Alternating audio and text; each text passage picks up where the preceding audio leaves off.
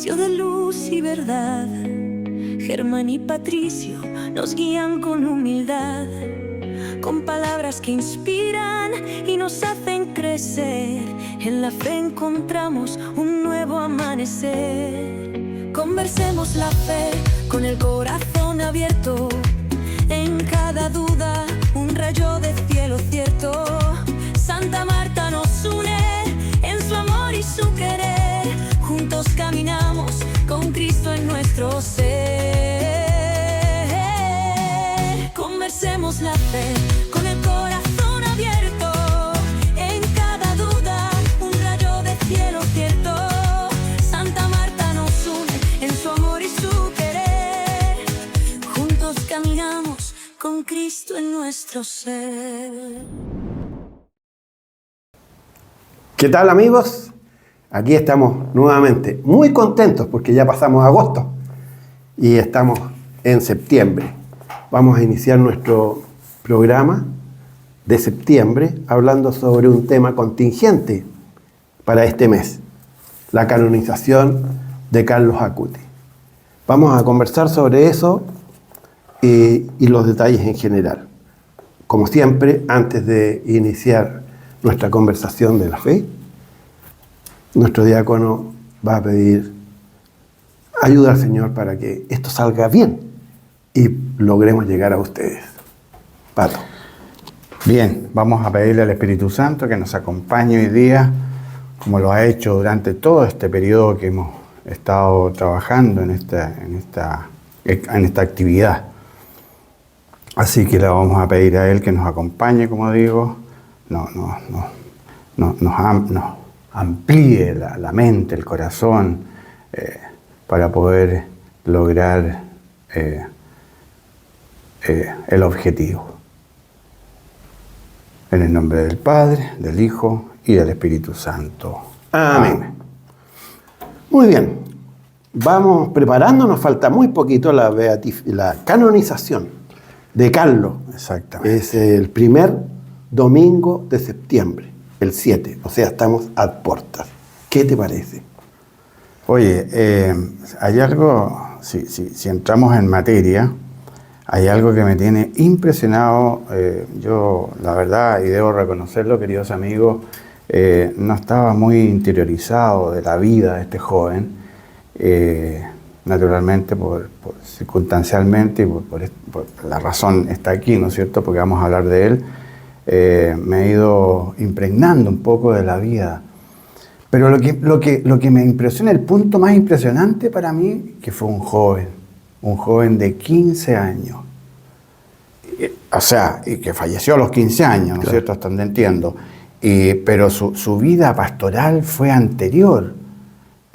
Por lo tanto, de haber tenido, no sé, habrá pesado los 8, 7, no sé.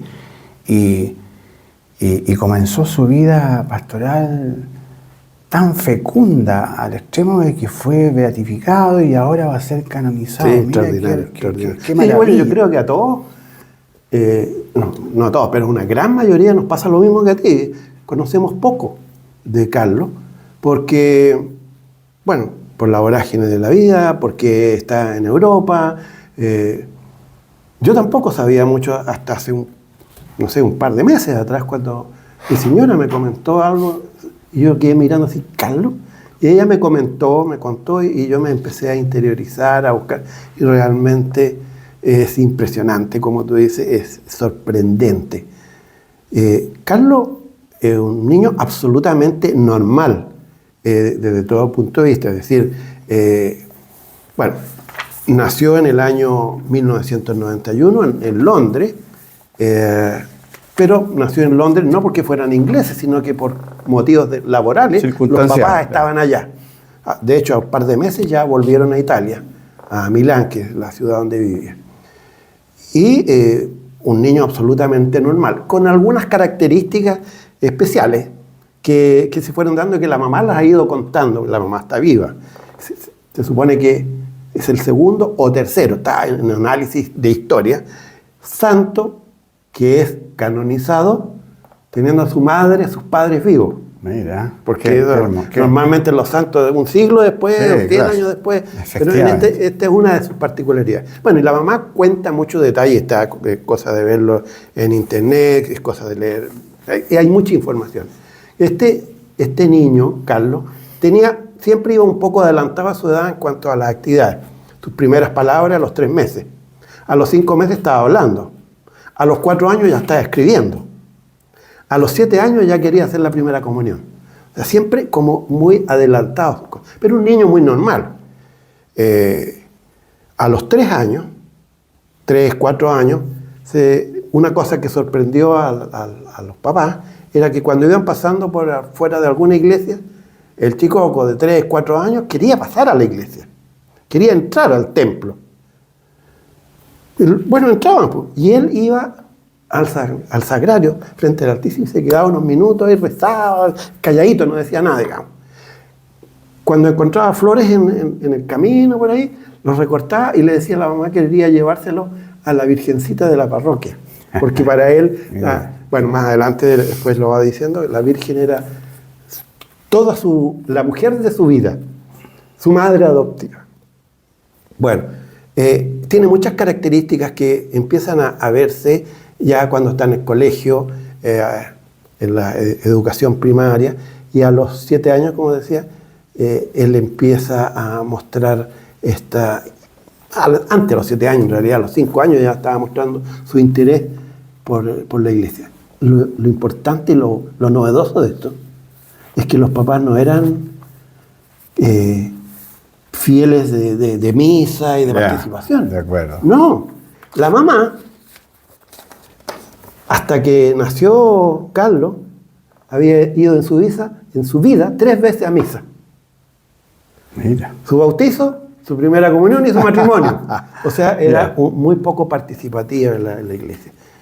Y que se debió fundamentalmente despertar de Carlos a la fe por una niñera que le contrataron. Era una familia de mucha plata. El papá es un financista, un hombre de banco, de movimientos bursátiles, hasta el día de hoy, de mucha comodidad económica, digamos. Y le contrataron una niñera, y esta niñera era una joven polaca. Y ella era muy seguidora del Papa Juan Pablo II. Y ella le empezó a hablar de Dios a este niño. Mira qué interesante ese detalle. ¿Te das ¿Sabes cuenta? cómo se llamaba esta niñera? Su nombre pila, Beata. Beata. Mira, empiezan a armarse las coincidencias. Entonces, No se llamaría Beatriz, porque le no, decían Beata oficialmente, digamos. Ese era el nombre. Ahora el apellido no te lo voy a decir porque es polaco, así que dejemos el puro nombre. ¿No? Puras consonantes. Este niño, al escuchar a su niñera y al pasar con la mamá, los papás por frente de la iglesia, le empezó a preguntar a la mamá. Preguntar sobre la Eucaristía, la comunión, el sagrario de Dios. Y la mamá, como era fría, débil en la fe, empezó a hacer agua, no sabía cómo responderle. Y entonces, por la inquietud del niño, ella empezó a acercarse a la iglesia, empezó a tomar cursos y todo para poder responderle al niño. Mira, oye, bueno, te adelantaste un poquitito a la porque yo te iba a hacer un par de preguntas. Veo que estáis bastante informado respecto a Es que este como joven. que yo soy fanático a partir de un par de meses de Carlos. Te iba a preguntar quién fue Carlos. Ya nos diste una descripción ahí bien clara y contundente de quién era Carlos. Su vida de fe también, algo dijiste. ¿Cuál era su talento? ¿Cómo murió? ¿Cómo fue su llamada? ¿Cuál fue el legado que él dejó? ¿Tenías alguna información? Sí, efectivamente, como decimos en todas nuestras grabaciones, podría estar hablando horas. Pero bueno, hacer lo más reducido posible. Son 2 palabras. Él tenía una característica, aparte de esto de que escribía y hablaba tempranamente, muy joven, su principal habilidad, su manejo era la informática. Él se destacó a nivel de ingeniero informático, de diplomado de alto, o sea, como el mejor de los ingenieros informáticos en esa fecha. A muy buen nivel, no era ni aficionado ni nada. Él se manejaba muy bien en las redes. en las páginas web. Él creó de hecho una página web que hasta el día de hoy está disponible. Talentoso entonces el hombre. Tenía una habilidad extraordinaria. No tan solo en esto del internet, sino también al uso de cámara, a generar video. En eso él se pasaba la mayor parte del tiempo. Si bien le gustaba comer torta, helado, manjar, todas esas cosas, era un niño absolutamente normal. Chacotero, era medio desordenado también, siempre andaba haciendo de payaso.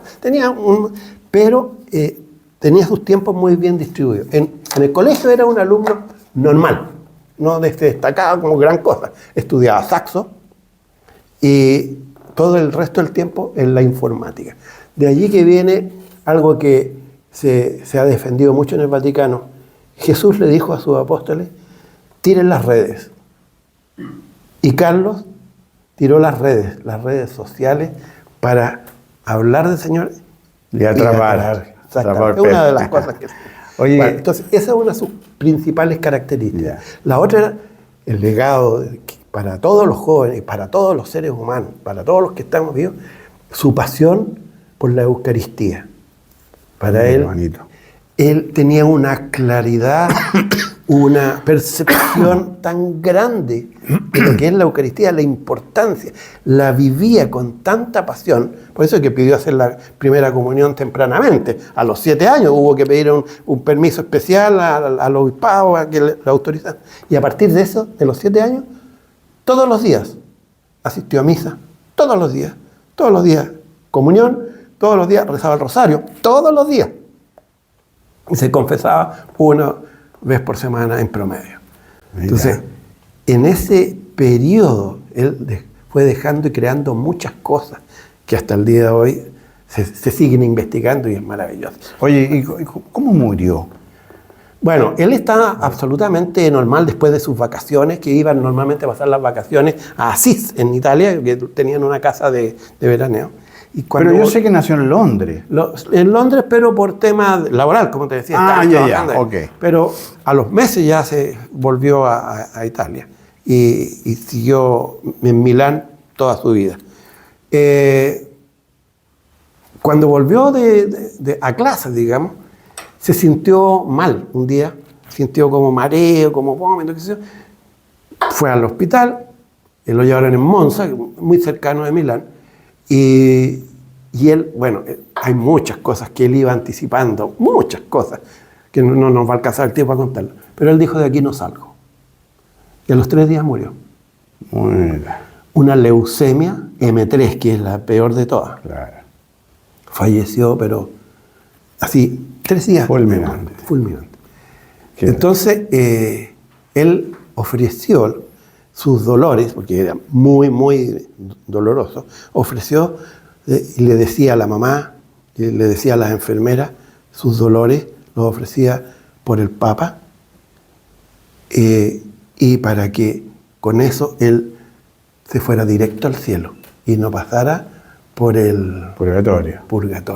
Esa era su preocupación, quería pasar directo al cielo. Él decía que la Eucaristía, para él, era la autopista al cielo, porque cada día, cada vez que comulgaba, estaba más cerca del Señor. Estamos hablando de 7, 8 años. A los 11 años él empezó a hacer un trabajo que es el que hasta el día de hoy se ve, que es una investigación sobre los milagros ocurridos en la Eucaristía. Hizo un informe de 136 láminas con 30 y tantos milagros ocurridos en todas partes del mundo en la historia. Y eso él lo hizo en la web, y él trabajó en eso horas y horas, días y días. Hasta el día de hoy existe. Ha recorrido miles de parroquias en el mundo ese informe. Y eso lo hizo todo él solo. Entonces, eso, legado, está ahí. En Estados Unidos se usa mucho como elemento para catequetizar, para enseñar a la gente. Y él decía, y especialmente a los jóvenes. A los jóvenes, sí. Todo esto, él decía: ¿por qué los estadios se llenan de gente y la parroquia no hay nadie, va muy poca gente? No entienden la importancia y lo maravilloso que es la Eucaristía. 11 años. Él explicaba de una forma tan rica la transubstanciación, qué es lo que es la transformación del pan y el vino en el cuerpo y la sangre de Jesús. Él lo explicaba de una forma tan poderosa que, bueno, de legado, todas esas cosas pueden ser legados. Él hablaba y lo explicaba en sus cartas, en sus informes, la transformación de la hostia y del vino pasa a ser hostia y vino. No cambia, sigue siendo lo mismo. Sigue siendo vino y sigue siendo hostia. Pero la sustancia es la que cambia y pasa a ser la sangre y el... Eso lo decía él. Él, pues. Estamos hablando de los 10, entre los 10 y los 14 años. Extraordinario, ¿no? Entonces, claro, era extraordinario. Oye, le decían el ciberapóstol, me parece, ¿no? Justamente, por su habilidad y todo. De hecho, no está confirmado, pero la idea es llamarlo el patrono del Internet. Mira. Hoy día la gente lo reconoce como el influencer de Dios. Porque vivía en ese esquema y él se preocupaba de eso. Entonces, bueno, su historia es maravillosa, está lleno de fechas importantes. Yo me noté aquí fechas por si tienes alguna inquietud, alguna cosa puntual, de sus milagros, qué sé yo. Pero el tema de que pasó a la beatificación y luego a la canonización, que tú no sé si sabes que tenía una fecha de canonización y hubo que cambiarla. No tenía... Tenía la fecha de canonización original, era el 7 de abril del 2025, de ahora, ya. El año jubileo del adolescente. Poco antes de eso falleció el Papa Francisco. Entonces ahí tuvo que cambiarse todos los programas. Perfecto. Y el nuevo Papa, Pío León, una de sus primeras preocupaciones fue retomar esto en la agenda y volver a ponerle una fecha. Yeah. Y esa es la fecha que tenemos ahora para el 7 de septiembre. Adivina cómo se llamaba el liceo, el colegio donde estudió su secundaria, Carlos, ahí en Milán. Dímelo tú. León XIII. León XIII, mira, el anterior. Claro, hay muchos estudios de una serie de coincidencias, pero realmente es impresionante. Bueno. Contar la anécdota que decía el mismo Carlos, que estamos muy afortunados que en este tiempo podemos ir tan cerca y estar con Jesús, que hace 2000 años atrás, que a lo mejor alguien quería ir a ver a Jesús y a ver en la multitud. Claro. No, era imposible verlo. Sí, es verdad. O vivía muy lejos. Claro. Y era imposible. No, más cercano todavía, es decir, cuando él estaba predicando y se ponía a predicar, la gente que estaba por allá atrás no lo escuchaba. Había una masa de 200 personas, no lo escuchaban, no lo veían, tenían que subirse arriba. Hoy día no habían parlantes. Hoy día no, hoy día vamos a la iglesia y ahí está. Lo escuchamos y lo vemos, mucho más fácil. Incluso hasta se puede ver la misa por internet. Si estás postrado, tiene alguna dificultad, puedes hacerlo. O sea, a eso se refiere. Ahora, al leer esto y anotar las fechas, anotar que la fecha de beatificación, la fecha de canonización, que el cambio, que los milagros, se me enredó un poco la cosa, porque más tiempo le dediqué a conocer la vida de Carlos que a esta parte de la iglesia, y que tú debes manejarla mucho mejor. ¿Qué es lo que es un beato? ¿Qué es lo que es un santo? ¿Cuál es la diferencia? ¿Qué es lo que se requiere? ¿Cómo se hace? ¿Cuánto tiempo? No sé, esas cosas. Perfecto. Ahí estoy pillo. Sí, yo conozco, que manejo alguna información, no una información demasiada, quiero decir, pero algo entiendo cuál es la diferencia entre un beato y un santo. Un beato es una persona que al fallecer la Iglesia Católica lo declara bienaventurado. Bienaventurado. Podrían haber muchos sinónimos de esto, ¿no es cierto? Feliz, dichoso, afortunado, en fin, pero bienaventurado. Ese es el primer concepto para fijarse en una persona. La Iglesia Católica se fija en una persona para declararlo beato. Ahora, ¿por qué este acto, cómo se llega a decir ya es bienaventurado? Claro, este acto representa un paso previo a alcanzar la canonización, naturalmente. Sí. Así que para que sea beatificada una persona, un hombre o una mujer, se requiere de la verificación de un milagro, ¿no es cierto?, de un milagro que haya hecho. Y que sea atribuido a él, en este caso a Carlos, ¿ya?, que haya intercedido en ese milagro, Carlos en este caso. A menos sea al menos, salvo que sea un mártir, no necesita demostrar un milagro, el mártir. El beato sí, necesita que se demuestre que ha hecho un milagro, que ha intercedido en un milagro, más bien. Ahora, un santo, en cambio, es una persona que fue canonizada, como en el caso de Carlos Acuti. Y que ya es beato, entonces. Sí, pues. Claro. Sí, por supuesto. O sea, un santo fue beato. Sí, en la etapa. Como para empezar, digamos. Okay. Para empezar a conversar. Sí, ¿hay beatos que han quedado como beatos y nunca santos? Sí, pues, sí. Porque no se ha demostrado posteriormente ese segundo milagro. Laurita Vicuña, por ejemplo, mira, chilena. Y me parece que ayer celebramos el día de Severino Namancura del norte. Que también es un beato. Claro. Mira, 2 chilenos ahí como beatos. Bueno, como decía, que la Iglesia ha reconocido oficialmente como modelo de virtud en un santo, estamos hablando, ¿ya? De virtud cristiana, digamos. Que lo podamos honrar, respetar, invocar, ¿ya? A los santos nosotros los invocamos, los reconocemos, los respetamos. Y que sea público, naturalmente, todo esto.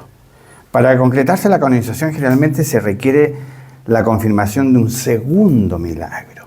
Sí. Ya lo que habíamos dicho, ¿no es cierto? Y atribuido por intercesión de este beato. Por ahí podría estar la diferencia. ¿Tú sabes cuáles son los milagros en este caso de...? No los conozco. Bien, es importante. El primer milagro ocurrió 4 años después de su muerte. 4 años después. 4 años después, exactos, el mismo día de nacimiento. 4 años después. Esto fue, vamos a poner la fecha, el 12 del 10 del 2010. No, ese fue el primer milagro, que no soy 4 años, el segundo de los 4 años. El primer milagro, el 12 de octubre del 2010. Él falleció el 2006, 4 años. ¿Y de qué se trató este milagro? En Brasil, un joven niño, más que joven niño, de Brasil tenía una malformación en el páncreas y tenía un diagnóstico negro, digamos, ¿no? Salvo una operación muy compleja que eventualmente podría salvarlo. Y un sacerdote que atendía a este niño hizo oración a Carlos y pidió por su intercesión la sanación de este niño, que tenía el páncreas malformado y con unas conexiones. La cosa no tenía futuro. Yeah. Una semana después de que este sacerdote hizo esta solicitud por intermediación de Carlos, este niño, 100%, ninguna malformación, certificado por médicos, certificado, estaban todos los exámenes, estaban las radiografías, estaban todo lo que la ciencia permitía decir, bueno, este niño... Para demostrar que efectivamente estaba enfermo, claro. Ese niño. Y después, todo para demostrar, oye, aquí no hay nada. Entonces, ¿cómo pasó esto? Mira. Milagro. Ese fue el primer milagro, como te digo, que fue primer milagro el 12 de octubre del 2010. El segundo milagro fue el 6 de julio del 2022. Hace poco. Hace poco. Y este milagro ocurre en Italia a una joven costarricense, también niña costarricense, que va en bicicleta por la calle y se cae de un TEC gravísimo, sin proyección de vida. La mamá, que era muy seguidora, conocía ya a Carlos, estamos hablando del 2022, viajó desde Génova, donde estaba en Italia, a Asís. Carlos está en Asís hoy en día, nos hemos conversado esa parte. Sí. Tiene una tumba donde al lado de su tumba, así como aquí donde el Padre Hurtado, tiene una cajita donde tú puedes poner una carta con una petición. Y fue la mamá y pidió por su hija. Puso la carta. Ella se acuerda más o menos la hora que fue. Coincidentemente, cuando volvió, le informan que la hija, a tal hora de ese día, empezó a respirar en forma autónoma, porque estaba conectada a máquinas. Mira, qué extraordinario. Y cuando llegó la mamá al hospital donde estaba, la niña despertó. Y despertó bien. Y le cuenta a la mamá, soñé con un niño, con un joven de zapatillas, jeans, y que me decía, no te preocupes que estás bien. Bueno, esta niña no conocía a Carlos. Y la mamá que venía de allá traía una foto y le dijo, ¿era él?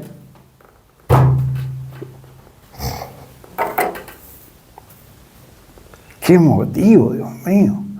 Qué bien. Maravilloso. Me emociona. Maravilloso. Sí, a mí también. Ahora, después de eso, hay varios otros milagros que la iglesia todavía lo está revisando. Sin duda. Yo tuve la oportunidad de ver la entrevista a una médico italiana, pediatra, que estando en Asís, tuvo una explosión, un rebrote de cáncer, pero violentísimo. Fulminante. Tuvo que viajar urgente a Roma para que... Y la desahuciaron, porque era una cosa así de... Más o menos como la enfermedad de Carlos. Y ella, como estaba en Asís, fue y tenía 2 niñitos, qué sé yo, y puso una petición ahí mismo. Yeah. Y pidió, Carlos, ayúdame porque tengo 2 hijos y quiero seguir cuidándolos, dame salud para eso. Llegó a Roma con los exámenes que le habían hecho en el camino, toda la cosa, y no desapareció todo, pero sí fue desapareciendo rápidamente, como que hubiese estado en un proceso de quimio. Y ella, yo vi ese relato en la televisión cuando la entrevistaron, esto hace 4 años atrás. Otro milagro, ¿no? Ahora la iglesia está estudiando un montón de cosas, porque tiene que ser para que... Sí, claro. Pero así como ese, hay una serie de otros milagros. Oye, yo quiero un poquito... ¿cómo se llama? Desviar la atención, naturalmente siguiendo la línea de Carlos Acuti. Y quiero contar un poco de cómo se venera un beato o un santo. ¿Cómo los deben venerar los fieles? Permíteme unos segundos para poder contar un poco esto. Porque hemos hablado mucho de Carlos Acuti, lo que hizo, cómo nació, quién era, etcétera, etcétera. Pero, ¿cómo se venera un beato? Se preguntará alguien. O ¿cómo se venera un santo? Porque son 2 cosas distintas. Sí, estamos claros. ¿No es cierto? Bueno, ahora estamos claros. Ahora sí, yo también lo tengo claro ahora. Bueno, la Iglesia Católica, oye, venera a los beatos. Pueden ser venerados, como decía, públicamente, pero generalmente son venerados en forma limitada, en el lugar donde... De origen. Sí, eso había escuchado. Donde vivió. Claro. ¿Ya? La iglesia manda esto. Claro. ¿Ya? Ahora, yo creo que eso era antes, cuando no existía todo lo de hoy. Es posible, hoy día lo estamos recordando acá en Chile, claro. en la parroquia Santa Marta y claro. de otros jóvenes de por allá. Pero sí, esa era parte de la condición, como te decía, eso lo había leído, que debía, era restringido a la zona. El beato claro. Se debía venerar, no fuera de sus límites. Efectivamente. Correcto. Ahora, de la misma manera se puede organizar misas en honor, claro que se pueden hacer. Y estas suelen realizarse en los lugares donde vivió por el impacto significativo del beato. Ahora, por lo que se refiere a los santos, pueden ser venerados universalmente. Ahí está la diferencia. Claro. Uno es en forma local, y el beato, y el santo se venera en forma universal, en cualquier rincón del mundo. Incluso en algunas iglesias y capillas pueden llevar su nombre, el nombre de aquel santo, si es que así lo amerita la situación, digamos.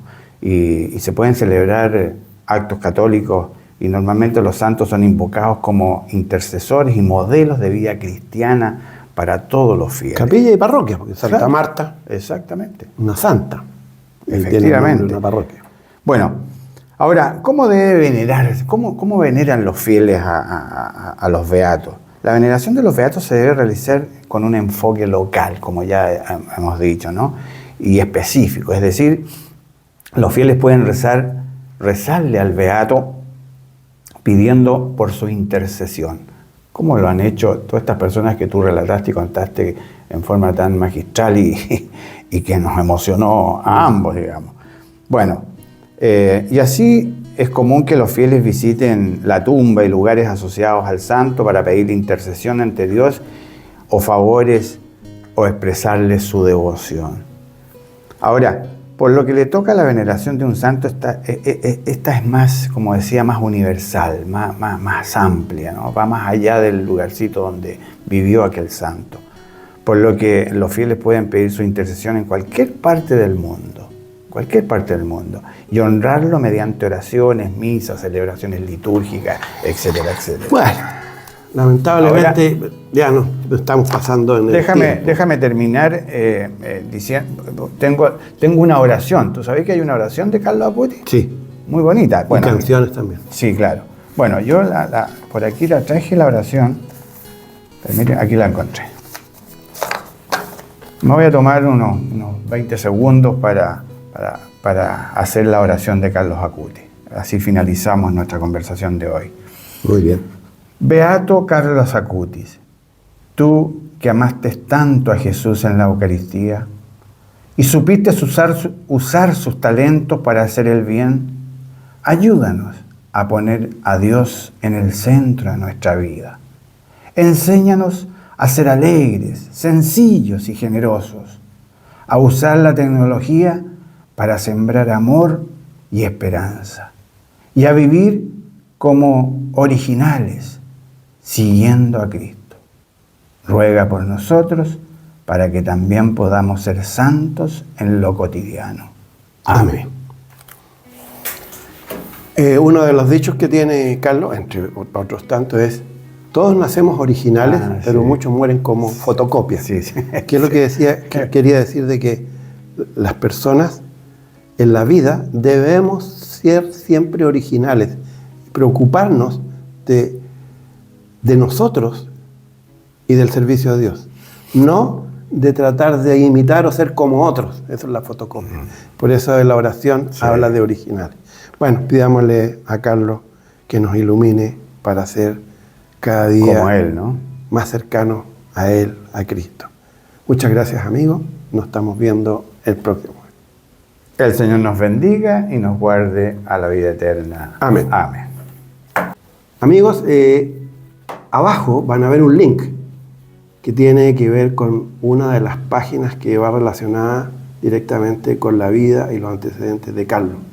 Ustedes pueden pinchar ahí, van a ver, los va a derivar a un video espectacular que les va a ayudar a entender mucho más de lo que nosotros hemos tratado de explicarles.